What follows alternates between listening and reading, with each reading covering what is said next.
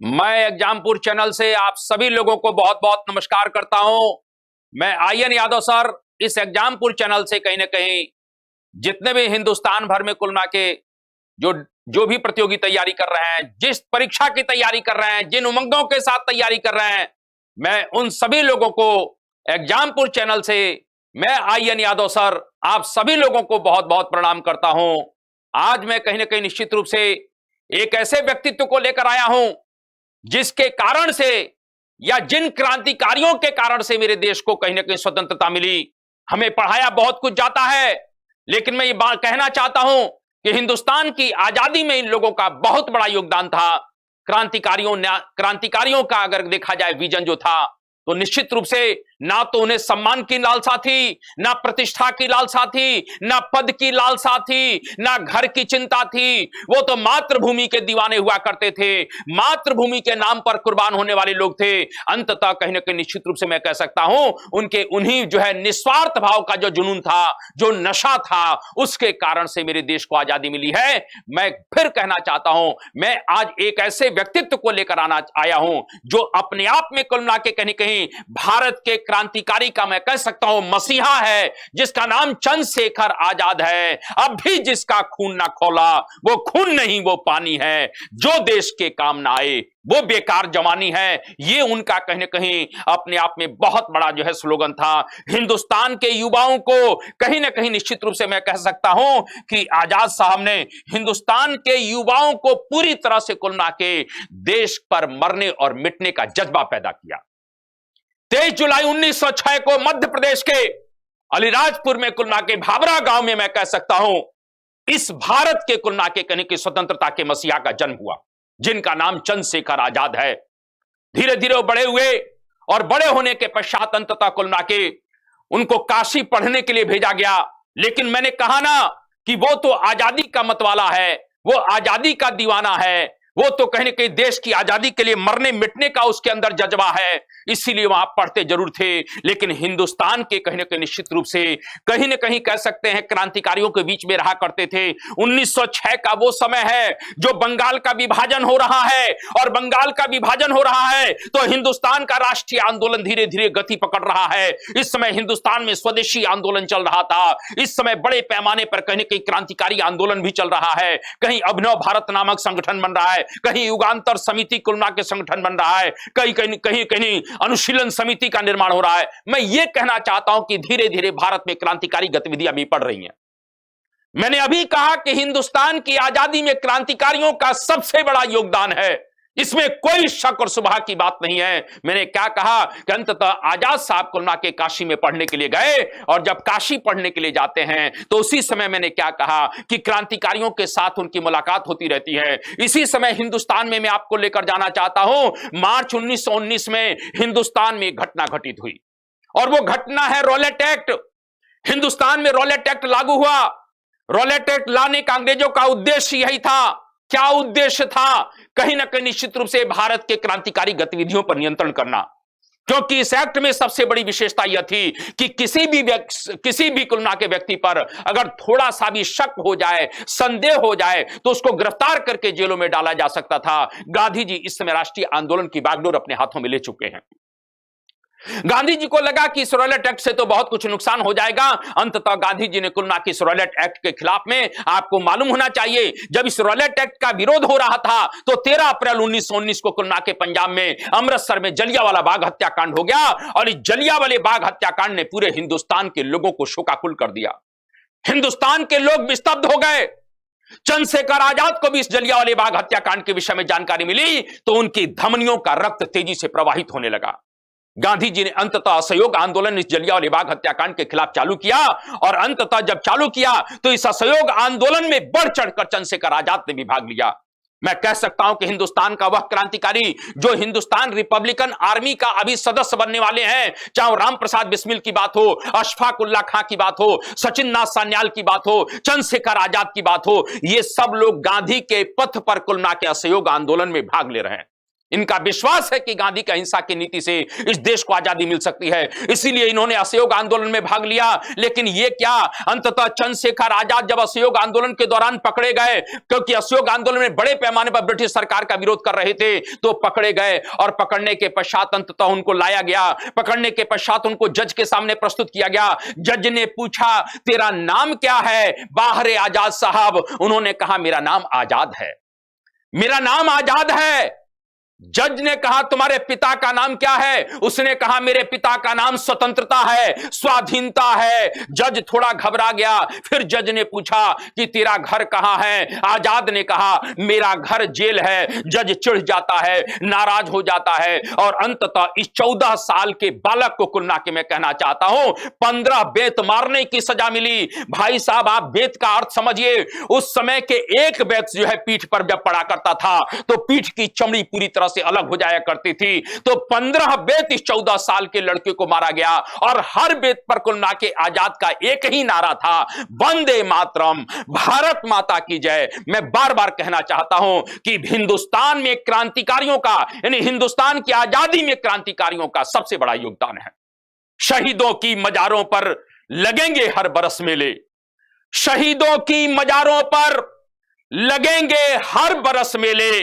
वतन पर मरने वालों का यही नामो निशा होगा, यही नामो निशा होगा। मैं कहना चाहता हूं 15 बेत निश्चित रूप से उनके शरीर पर पड़े, लेकिन देश के लिए मर मिटने की ताकत इन 15 बेतों ने आजाद साहब को प्रदान कर दी।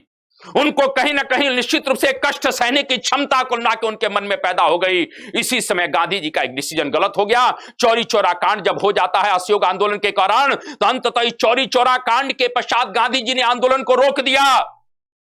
हिंदुस्तान के क्रांतिकारी पूरी तरह से शोकाकुल हो गए, हिंदुस्तान के क्रांतिकारी नाराज हो गए। तत्काल गांधी जी से पूछा कि आपने आखिर आंदोलन क्यों रोका, किस उद्देश्य को लेकर खड़े हुए थे, आखिर जिन उद्देश्यों को लेकर आंदोलन चला था क्या वो पूरा हुआ? अंततः गांधी जी ने कुल मिला के इन युवाओं का, इन युवा क्रांतिकारियों का, जिनका अभी तक यह विश्वास था कि गांधी के साथ चलकर देश की आजादी में हम भी योगदान देंगे, लेकिन अब उनका विश्वास टूट गया।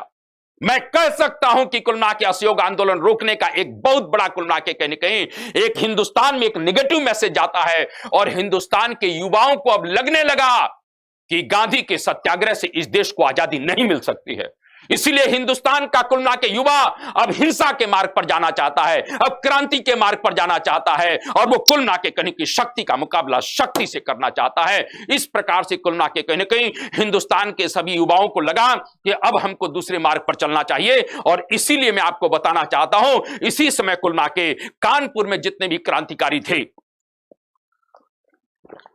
कानपुर में जितने भी क्रांतिकारी थे, चाहे चंद्रशेखर आजाद की बात करें, राम प्रसाद बिस्मिल की बात करें, अशफाक उल्लाह खां की बात करें, सचिन नाथ सान्याल की बात करें, शिव वर्मा की बात करें, इस मनमथ नाथ गुप्त की बात करें, इन सब लोगों ने कानपुर में कुल मिला के एक मीटिंग की और एक संगठन का निर्माण किया जिसको HRA के नाम से जाना जाता है, जिसको हिंदुस्तान रिपब्लिकन एसोसिएशन के नाम से जाना जाता है। 1924 में कानपुर में HRA का गठन होता है और आपको बताना चाहता हूं कि चंद्रशेखर आजाद इस HRA संगठन के कोषाध्यक्ष बनाए गए। पूरा संगठन का पैसा इनके पास रहता था। इसी समय घटना घटित हुई, इस घटना को जानना हमारे और आपके लिए जरूरी है। इनके माता और पिता गरीबी का जीवन अलीराजपुर मध्य प्रदेश में जी रहे थे।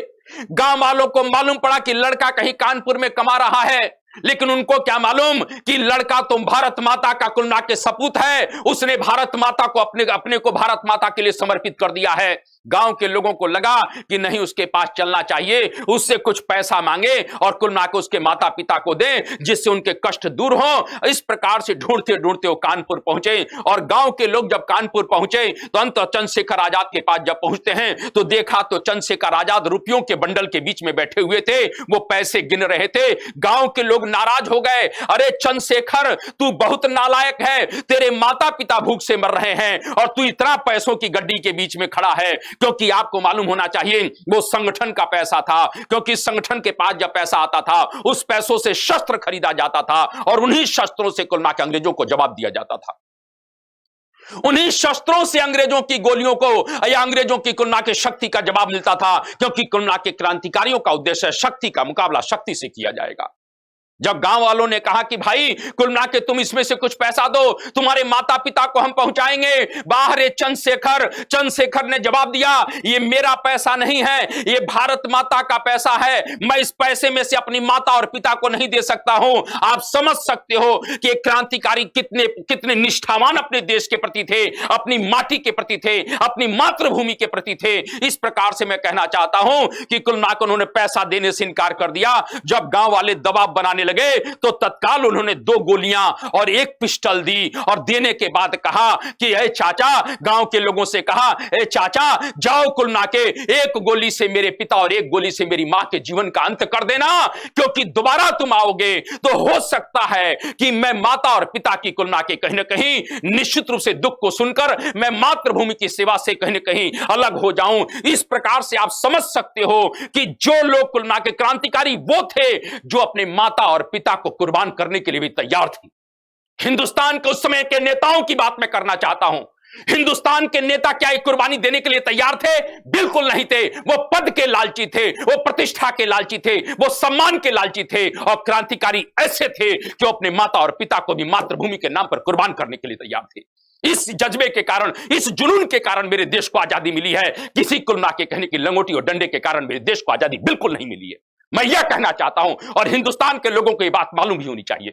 हिंदुस्तान के लोगों के दिलों के अंदर ये बात कहीं कहीं होनी भी चाहिए कि आपके क्रांतिकारियों, भले किताबों में कुछ भी पढ़ाया जाए, लेकिन हमारे दिलों पर राज तो भगत सिंह, राजगुरु सुखदेव, चंद्रशेखर आजाद और राम प्रसाद बिस्मिल किया करेंगे। मैं ये कहना चाहता हूं कि इस प्रकार से कहीं ना कहीं एचआरए का संगठन बनता है। और कुल मिला के मैं कह सकता हूं कि एचआरए का जब संगठन बन गया तो एचआरए के लोगों को लगा कि हमें बड़े पैमाने पर अंग्रेजों से मुकाबला करने के लिए शस्त्र खरीदना होगा। और बड़े पैमाने पर जब अंग्रेजों से मुकाबला करने के लिए शस्त्र खरीदना होगा, तो मैं यह कहना चाहता हूं कि इसी समय एक घटना घटित होती है। इसी समय घटना क्या घटित हुई वो हमारे लिए जानना बहुत जरूरी है।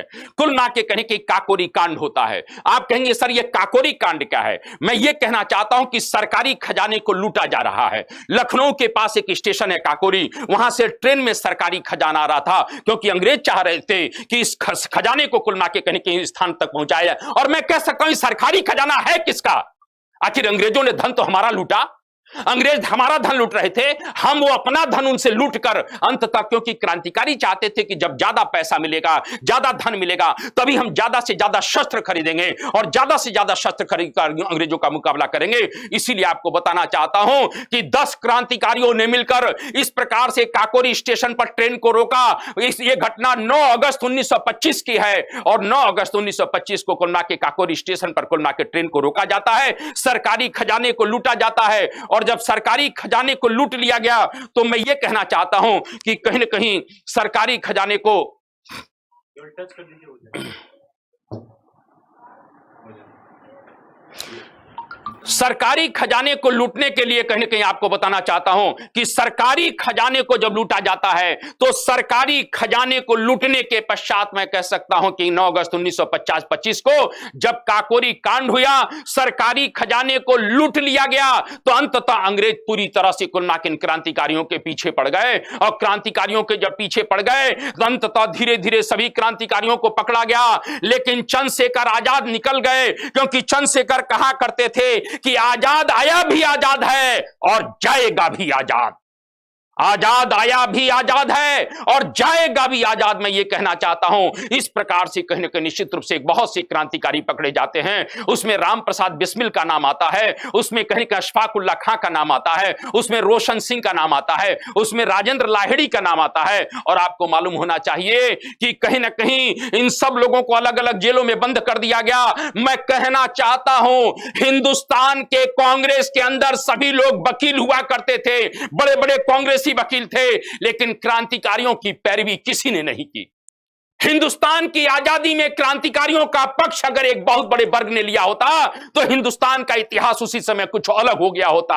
आप खुद सोचिए कि कुल ना के कहीं ना कहीं जनरल डायर यहां पर नृशंस हत्याकांड करता है, जलियांवाले बाग में हजारों लोगों को मार देता है, निर्दोष लोगों को मार देता है, लेकिन पूरे इंग्लैंड के लोग, इंग्लैंड का पार्लियामेंट, इंग्लैंड की जनता उसके साथ खड़ी है, उस हत्यारे के साथ खड़ी है। लेकिन हमारे क्रांतिकारी जो थे, जो अपने देश की आजादी के लिए लड़ रहे थे, देश की अस्मिता के लिए लड़ रहे थे, उनके साथ हिंदुस्तान का कोई भी नेता नहीं खड़ा था। मैं ये कहना चाहता हूं, क्रांतिकारी अपने आप लड़ा करते थे और अपने जीवन को कुर्बान कर कर कहीं कहीं चले जाया करते थे।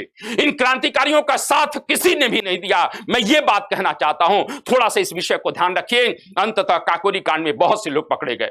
राम प्रसाद बिस्मिल को फांसी होती है। राम प्रसाद बिस्मिल कहा करते थे कि सरफरोशी की तमन्ना अब हमारे दिल में है। बाहर बिस्मिल साहब क्या लिख गए कि सरफरोशी की तमन्ना अब हमारे दिल में है, देखना है जोर कितना बाजुए कातिल में है, वक्त आने दे बता देंगे तुझे ये आसमां, हम अभी से क्या बताएं क्या हमारे दिल में है। इस प्रकार से कहीं कहीं जज्बे के कारण मेरे देश को आजादी मिली है। मैं यह कहना चाहता हूं, अशफाक उल्लाह खां की मां कहा करती थी कि बेटा तू शादी कर ले। उसने कहा, अशफाक ने, मां तू चिंता मत कर, मैं तेरे लिए ऐसी दुल्हन ढूंढ कर लाऊंगा जो आज तक दुनिया में किसी ने नहीं ढूंढा होगा। अंततः अशफाक उल्लाह खां को फांसी की सजा मुकर्रर हो गई। फैजाबाद जेल में फांसी होने जा रही है। मां को अंतिम इच्छा प्रकट की, मैं मां से मिलना चाहता हूं। अशफाक उल्लाह खां फांसी के फंदे के सामने खड़े हैं और मां से कहा, मां तू देख ले, तेरे लिए मैं बहुत सुंदर कुलना के कहीं कहीं बहू ढूंढ कर लाया हूं, जल्दी से देख, मैं उसको गले लगाना जा रहा हूं। इस प्रकार से फांसी के फंदे को कुलना के उन्होंने अपनी मां के लिए बहू के रूप में कहीं कहीं कहा और फांसी के फंदे को अपने गले में डाल लिया। इस जज्बे के कारण मेरे देश को आजादी मिली है, किसी षड्यंत्र के कारण और किसी प्रतिष्ठा पाने वाले नेताओं के कारण देश को आजादी नहीं मिली है। मैं यह कहना चाहता हूं, राजेंद्र लाहिड़ी से जब गोंडा जेल में पूछा गया आपकी अंतिम इच्छा क्या है, उसने कहा ईश्वर से मैं अपनी अंतिम इच्छा मांगूंगा और मैं यही कहूंगा, हे परमात्मा, कहीं ना कहीं मैं जा तो रहा हूं लेकिन मेरा काम अधूरा है, जल्दी से मुझे भेजो जिसके कारण से मैं अपने काम को, अधूरे काम को पूरा कर सकूं। इस जज्बे के कारण, इस जुनून के कारण, यानी ये लोग फांसी के फंदे पर भी हैं लेकिन फिर भी इनका नशा कम नहीं है। मैं यह कहना चाहता हूं, इस जज्बे और जुनून के कारण मेरे देश को आजादी मिल रही है। मैं बार बार कहना चाहता हूं कि अब भी मैंने अभी कहा कि चंद्रशेखर कहा करते थे, अब भी जिसका खून ना खोला वो खून नहीं वो पानी है, और जो देश के काम ना आए वो बेकार जवानी है।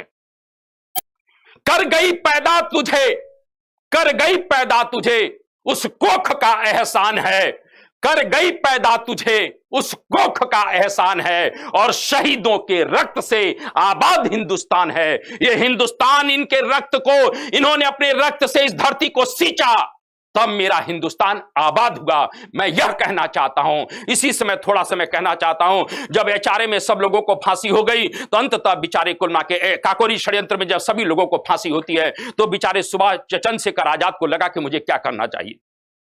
हिंदुस्तान का जितना भी युवा कुलना के क्रांतिकारी है उनको इकट्ठा करते हैं, जिसमें भगत सिंह का नाम आता है, जिसमें राजगुरु का नाम आता है, जिसमें मनमथनाथ गुप्त का नाम आता है, इसमें सुखदेव का नाम आता है, जिसमें बटुकेश्वर दत्त का नाम आता है। और अंततः कुलना के इन लोगों ने दिल्ली के फिरोज शाह कोटला मैदान में एक नया संगठन 1928 में बनाया जिसका नाम है Hindustan socialist Republican army. HSRA की स्थापना की है, हिंदुस्तान सोशलिस्ट रिपब्लिकन आर्मी का गठन किया और अंततः हिंदुस्तान सोशलिस्ट रिपब्लिकन एसोसिएशन का जब गठन किया तो इसी में भगत सिंह, राजगुरु, सुखदेव ने, आपको मालूम होना चाहिए, थोड़ा मैं ले जाना चाहता हूं, जब हिंदुस्तान में साइमन कमीशन आया, 3 फरवरी 1928 को साइमन कमीशन आता है। लाहौर में लाला लाजपत राय इस कमीशन का विरोध कर रहे थे। अंततः वहां का जो पुलिस सुपरिटेंडेंट था स्कॉट, उसके आदेश पर लाला लाजपत राय को लाठियों से पीटा गया, जिसके कारण से लाला जी की डेथ हो गई। लाला जी की मृत्यु के पश्चात अंततः क्रांतिकारियों को लगा कि हमें लाला जी की मृत्यु का बदला लेना है। 1 महीना नहीं बीता और अंततः HSRA के सदस्यों ने कहीं कि स्कॉट को मारने की प्लान बना लिया।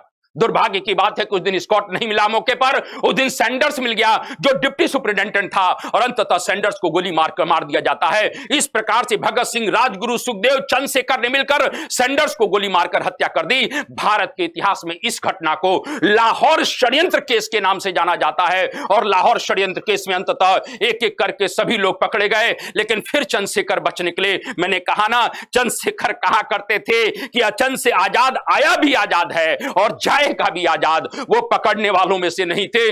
मैं ये कहना चाहता हूं, इस समय भारत के जितने भी बड़े बड़े क्रांतिकारी थे, भगत सिंह हो, राजगुरु हो, सुखदेव हो, बटुकेश्वर दत्त हैं, ये सब लोग लाहौर जेल में बंद हैं। चंद्रशेखर आजाद को लगा कि मुझे किसी भी कीमत पर इनको छुड़ाना चाहिए। अकेले बेचारे बाहर सुखदेव राज नामक एक अन्य क्रांतिकारी है, उसके साथ मिलकर कुल मिला के ताना बाना बुन रहे थे कि किस तरीके से इनको बाहर निकाला जाए। मैं ये कहना चाहता हूं, इसी समय कुल मिला के भारत के क्रांतिकारियों के एक बहुत वरिष्ठ क्रांतिकारी नेता थे, जिनका नाम था, कहीं ना कहीं निश्चित रूप से कानपुर के थे, जिनका नाम था गणेश शंकर विद्यार्थी। और गणेश शंकर विद्यार्थी साहब ने यह कहा कि चंद्रशेखर एक बात मेरी मान ले, अगर तू थोड़ा सा स्वाभिमान को गिरवी रख दे, अपने स्वाभिमान को झुका ले, तो हो सकता है कि कुल मिला के भगत सिंह, राजगुरु, सुखदेव की रिहाई हो जाए।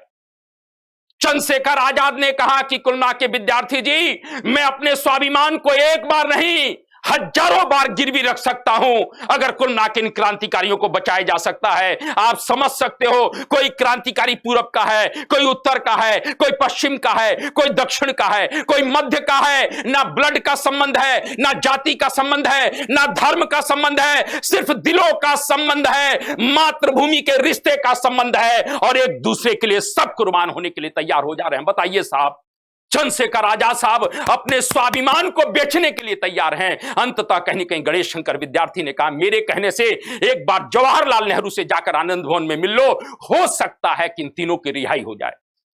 क्योंकि इस समय गांधी और इरविन कुल मिला के कहीं कहीं एक तरह से समझौता कर रहे हैं। मैं पूछना चाहता हूं कुल मिला के उन देश के नेताओं से, चाहे वो गांधी जी के रूप में हो, चाहे नेहरू के रूप में हो, चाहे उस समय के जितने भी लोग हैं, क्या इन लोगों ने कुल मिला के इनको बचाने का कोई प्रयास किया?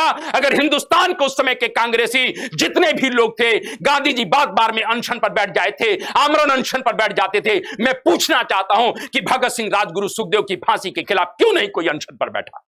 क्यों कहीं न किसी ने आमरण अनशन किया? मैं यह पूछना चाहता हूं, अगर शायद दिल से सभी लोगों ने सहयोग किया होता तो इन सबको बचाया जा सकता था। लेकिन मैं कहना चाहता हूं, बचाने का प्रयास बिल्कुल भी नहीं किया गया, क्योंकि हिंदुस्तान के आइकॉन भगत सिंह, राजगुरु, सुखदेव, चंद्रशेखर आजाद बन चुके थे। मैं ये कहना चाहता हूं, अरे जमाने भर में मिलते हैं आशिक कई, जमाने भर में मिलते हैं आशिक कई, मगर वतन से खूबसूरत कोई सनम नहीं होता। नोटों में भी लिपटकर, सोने में भी सिमटकर मरे हैं कई, मगर तिरंगे से खूबसूरत कोई कफन नहीं होता। यह क्रांतिकारियों का शब्द बाण था। अंततः आपको मालूम होना चाहिए कि चंद्रशेखर आजाद अंततः कुल मिला के इलाहाबाद पहुंचे, और इलाहाबाद पहुंचकर आनंद भवन पहुंचते हैं, नेहरू से मिलते हैं कि नेहरू जी, आप थोड़ा सा हमारे कहने से प्रयास करिए कि इस प्रकार से इन क्रांतिकारियों को बचाया जा सके। लेकिन आपको मालूम होना चाहिए कि नेहरू ने जब चंद्रशेखर आजाद आनंद भवन गए, तो नेहरू ने उनकी किसी भी प्रकार से मदद करने से इनकार कर दिया। यहां तक कि नेहरू ने मिलने से भी इनकार कर दिया। लेकिन चंद्रशेखर ने जिद की, तो अंततः उन्होंने कहा कि नहीं, तुम यहां से जा सकते हो, मैं तुम्हारी कोई भी मदद नहीं कर सकता हूं, आप समझ सकते हो। इस प्रकार से चंद्रशेखर गुस्सा होकर वहां से निकलते हैं, और निकलने के पश्चात कि कहीं ना कहीं निश्चित रूप से निकलकर वहीं इलाहाबाद के एक अल्फ्रेड पार्क है, जिसे वर्तमान में चंद्रशेखर आजाद पार्क के नाम से जाना जाता है, वहीं पर अल्फ्रेड पार्क में इस प्रकार से सुखदेव राज के साथ मीटिंग कर रहे थे। फिर आप लोग इस बात को ध्यान रखिए, 27 फरवरी 1931 का दिन है। सुबह नेहरू के बंगले पर आनंद भवन में मिलने के लिए गए, और वहां से सीधे कहीं नहीं गए, अल्फ्रेड पार्क में गए। और उसी समय अल्फ्रेड पार्क में जब बैठे हैं, उसी समय कुल मिला के पार्क को पुलिस ने घेर लिया।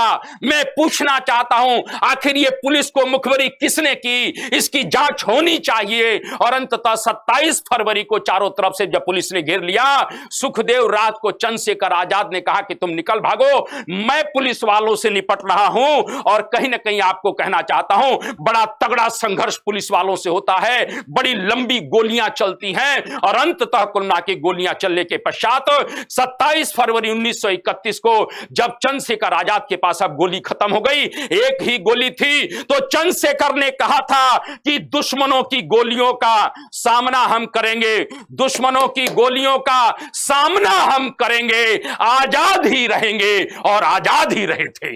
एक दुश्मनों की गोलियों का सामना हम करेंगे, आजाद ही रहे हैं और आजाद ही रहेंगे। और इस प्रकार से अंतिम गोली से अपने जीवन को समाप्त कर लिया। अंतिम गोली से अपनी जीवन को शहादत दे दी।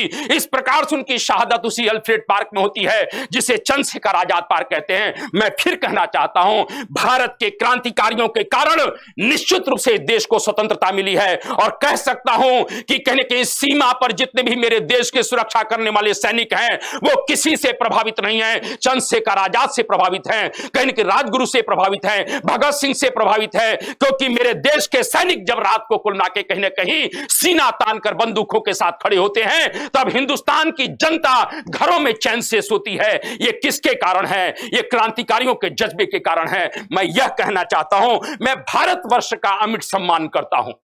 मैं भारतवर्ष का अमिट सम्मान करता हूं, यहां की चांदनी मिट्टी का गुणगान करता हूं।